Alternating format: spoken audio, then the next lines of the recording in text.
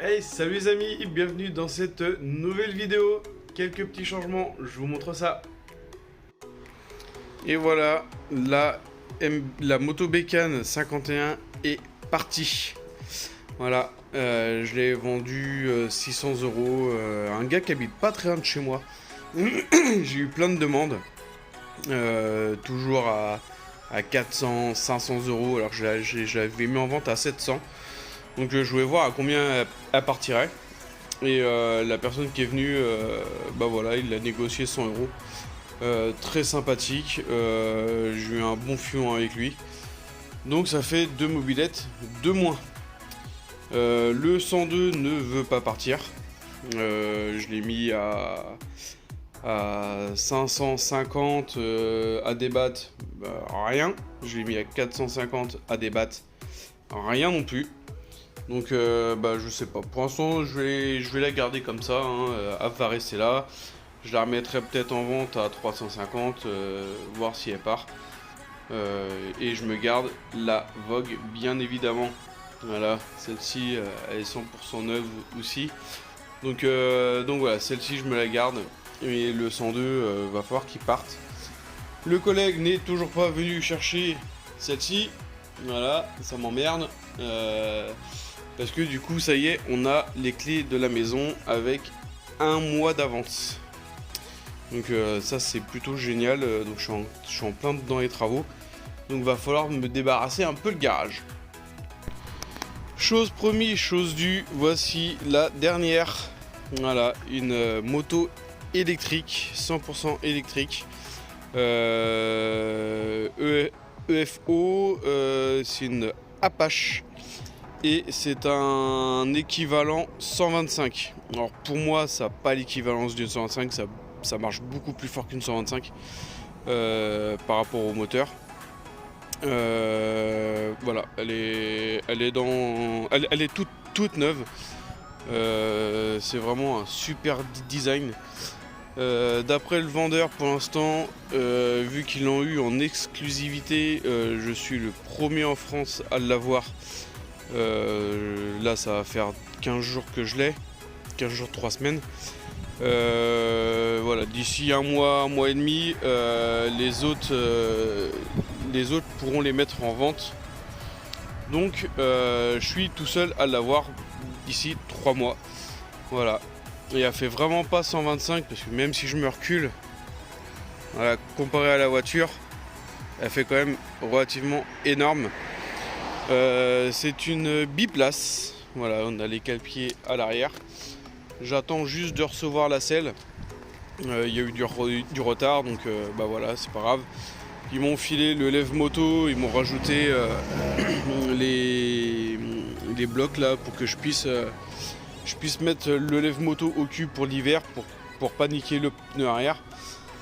Qu'est-ce que je peux dire de plus? Ça marche fort. Voilà, ça marche très très fort. Autonomie 150 km pour 5 heures de recharge et plusieurs modes de conduite.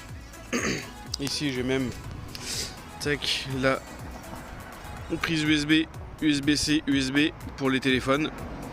Voilà, ça c'est vachement pratique aussi, comme ça au moins quand je roule, pour l'instant j'ai pas encore le support de téléphone, mais va y en avoir un, et comme ça quand je roule je vais pouvoir recharger aussi mon téléphone. La clé est vraiment stylée, je trouve. Hop là, si je filme pas, voici la clé. Voilà, en mode vraiment Apache indien. Je la trouve quand même assez stylée, la clé.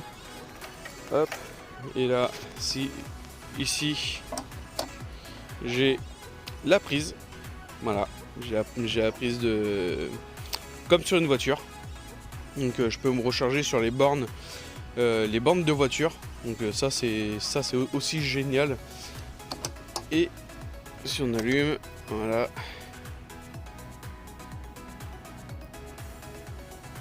Et voilà.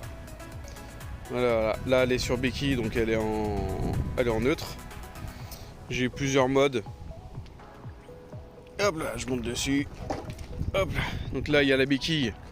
Si je la retire, voilà, je suis prêt à partir. pour démarrer comme sur une moto classique. Regardez bien le P là. Le P va passer en 1. Hop, et là je suis prêt à partir. Là le mode 1 c'est vraiment le mode ville. Donc bridé à 50 km/h. Hop, je passe en mode 2, bridé à 90 km/h.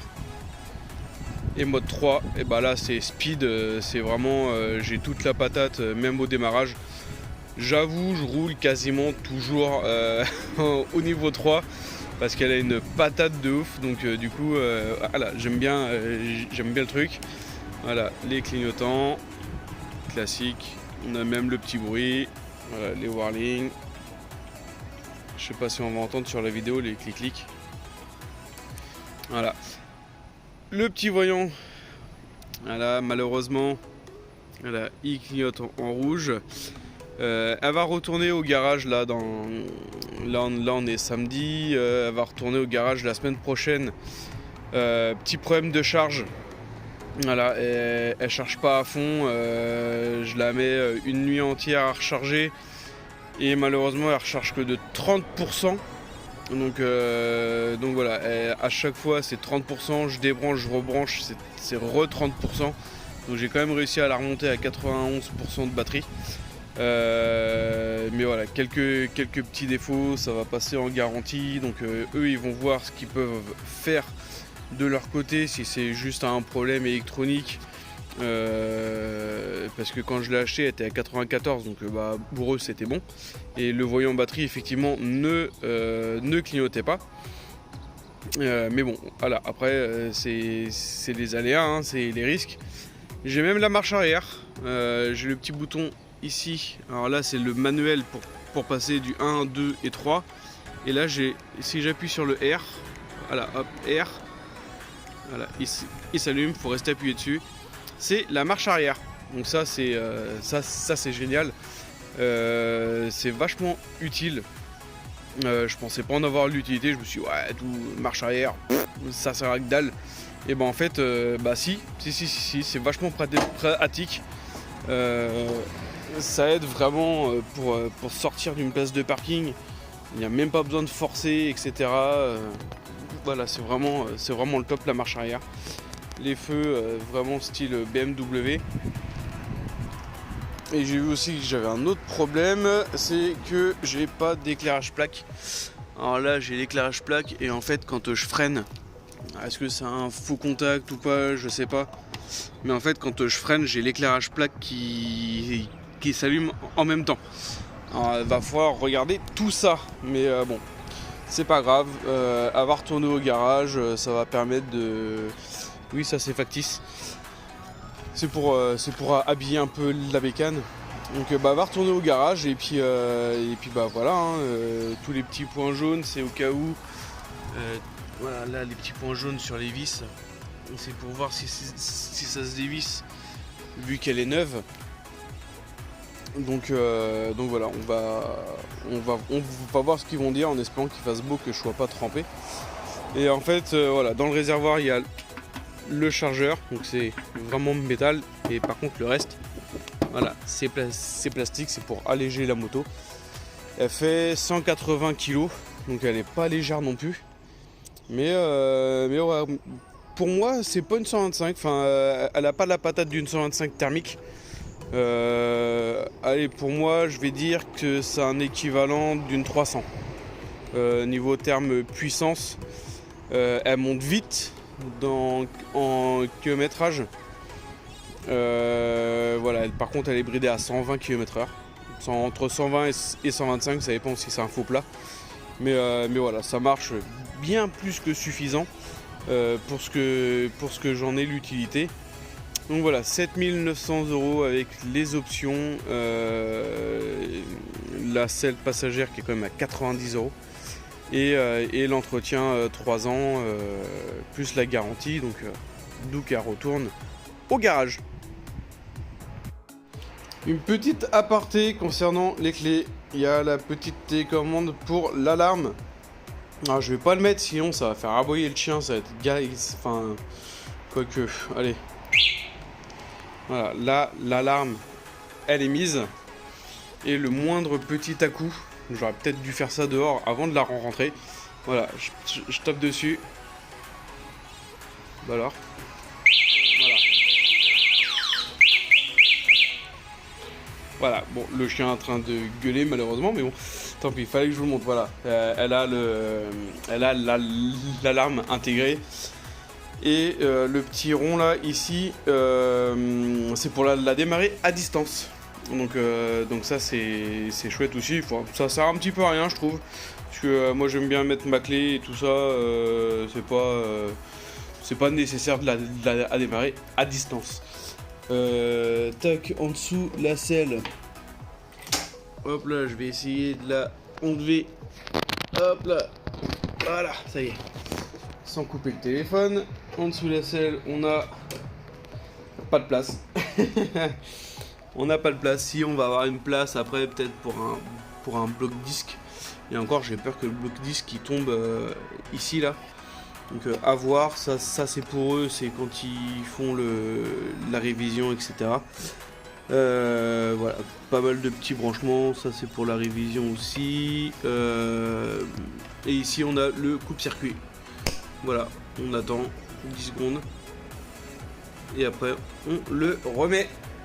Ouais, il fallait peut-être faire ça pour la batterie, remarque, hein, je me suis même pas posé la question de faire ça.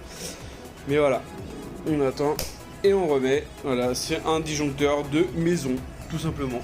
Ils se sont pas fait chier, les gars. C'est du 100% électrique. Ça freine bien. Franchement, c'est une moto super agréable. Un peu tape-cul au niveau de l'arrière. Après, là, c'est un custom, donc forcément, enfin, custom style Harley. Mais ça marche fort. Petit détail, voilà, j'ai fait le coupe-circuit et regardez, le voyant de batterie ne clignote plus. Je vais voir ça avec le garage, de toute façon j'ai pris rendez-vous, donc c'est pas grave, je vais quand même y aller vers 10h, comme ça au moins ça sera fait. Pour le branchement,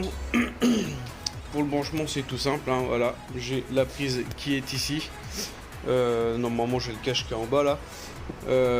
Et prise secteur classique. Et après je peux racheter un adaptateur pour brancher la prise là à un embout comme ceci. Comme ça au moins je peux emmener mon câble même dans les... Même avec moi en balade. Tac, on va voir les petits clignotants. Franchement ils éclairent bien. J'ai un pote à moi qui m'avait conseillé, qui m'a dit ce qui serait chouette, voilà, c'est d'enlever cette bavette, voilà, d'enlever ça et mettre juste un feu ici avec des clignotants. Mais voilà, c'est une moto neuve, encore ça serait une moto d'occasion, etc. Je l'aurais peut-être fait, mais vu que c'est une moto neuve et qu'elle est encore sous garantie, je vais pas commencer à m'amuser à la customiser. Alors si effectivement je vais m'amuser à la customiser, mais voilà, genre avec une petite bande ici, une petite bande derrière, comme ça. Voilà, histoire d'approfondir la déco. J'avais acheté aussi une espèce de nid d'abeilles, voilà, pour mettre peut-être ici. Je vais voir, j'ai pas encore décidé ce que je vais faire. Parce que mine de rien, elle fait quand même assez vide à ce niveau-là. Le reste est gris. Elle existe en gris anthracite comme ça et en noir. Donc noir, la moto est vraiment toute noire sauf la partie moteur. J'aimais pas trop en noir. Après je l'ai vu que sur catalogue, la noire. Et elle existe aussi avec la selle. Alors moto noire, selle noire, moto noire, selle marron. Le gris anthracite avec la selle noire ou avec la selle marron. Là ils m'ont dit soit on te laisse la marron, soit on te laisse la noire. J'ai essayé avec la noire, ça fait trop classique, j'aimais bien la selle marron, je trouvais que ça lui donnait un petit côté rétro. Et du coup la selle passagère sera marron dans le même design que celle-ci. Donc il faudrait que je retire la coque et que je réinstalle la selle à chaque fois que je veux emmener quelqu'un avec moi, ou soit si le cul fait un peu plus massif, peut-être que je laisserai la selle passagère, je ne sais pas encore vu que je l'ai pas encore reçu. Et ils m'ont filé, voilà, le petit support qui se met bien évidemment derrière, clac, pour lever la moto. Pour l'hiver, comme ça va bien être pratique. Par contre, il n'y a pas de béquille centrale sur cette moto. Donc je pense que je risque d'en chier. Il faut qu'on soit deux à chaque fois pour la lever, parce qu'il faut la mettre droite et après la lever. Donc voilà, je sais pas ce que ça donnera. On verra par la suite. Et voilà pour les petites news, et je suis encore en train de me rappeler que l'écran, enfin la caméra de devant du téléphone est encore un petit peu flou, mais je crois que c'est parce qu'il y a le film qui est devant, donc tant pis, c'est pas grave, on va essayer de gérer ça pour la prochaine vidéo. J'espère que cette vidéo vous a plu, que mon achat un peu, on va dire, spontané, parce que c'était pas prévu du tout que j'achète une moto, mais bon, au prix où elle était, j'adorais, enfin voilà, plein de trucs qui me plaisaient dans cette bécane. Je vous ai pas dit le prix de recharge de la moto revient à 1 euro, 1 euro les 150 km, donc ça défie toute concurrence. Je préfère avoir une moto électrique qu'une voiture. Voilà, bon, sur ce, bonne journée, portez-vous bien, et je vous dis à la prochaine, ciao ciao, salut.